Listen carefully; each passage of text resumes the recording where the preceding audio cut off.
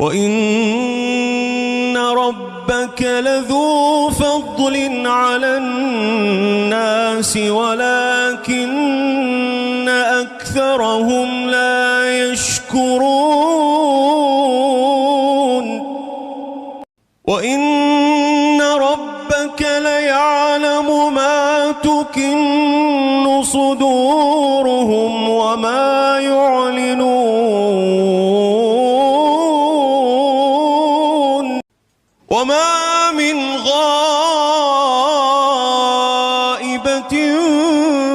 في السماء والأرض إلا في كتاب مبين.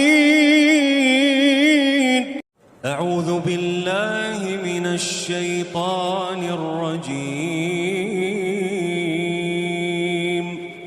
بسم الله الرحمن الرحيم.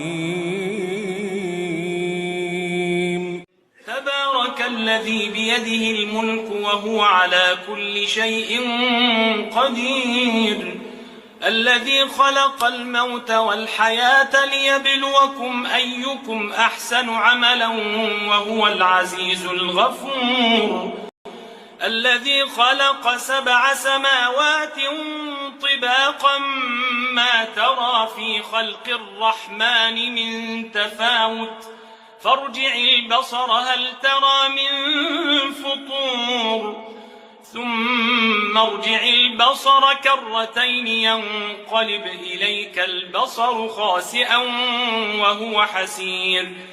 ولقد زينا السماء الدنيا بمصابيح وجعلناها رجوما للشياطين وأعتدنا لهم عذاب السعير. وللذين كفروا بربهم عذاب جهنم وبئس المصير.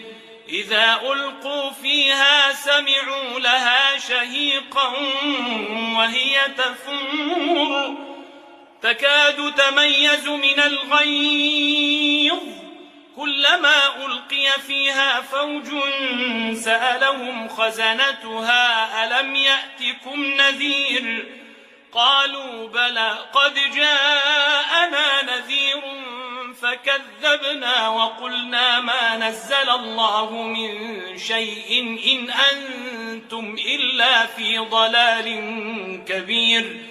وقالوا لو كنا نسمع أو نعقل ما كنا في أصحاب السعير فاعترفوا بذنبهم فسحقا لأصحاب السعير.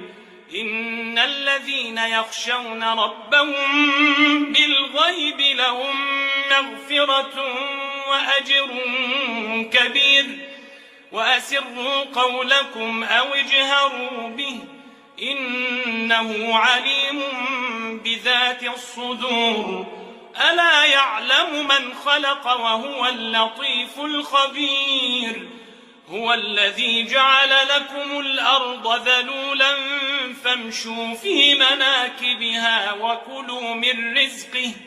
وكلوا من رزقه وإليه النشور. أأمنتم من في السماء أن يخسف بكم الأرض فإذا هي تمور أم أمنتم من في السماء أن يرسل عليكم حاصبا فستعلمون كيف نذير. ولقد كذب الذين من قبلهم فكيف كان نكير. أولم يروا إلى الطير فوقهم صافات ويقبضن ما يمسكهن إلا الرحمن إنه بكل شيء بصير. أمن هذا الذي هو جند لكم ينصركم من دون الرحمن إن الكافرون إلا في غرور.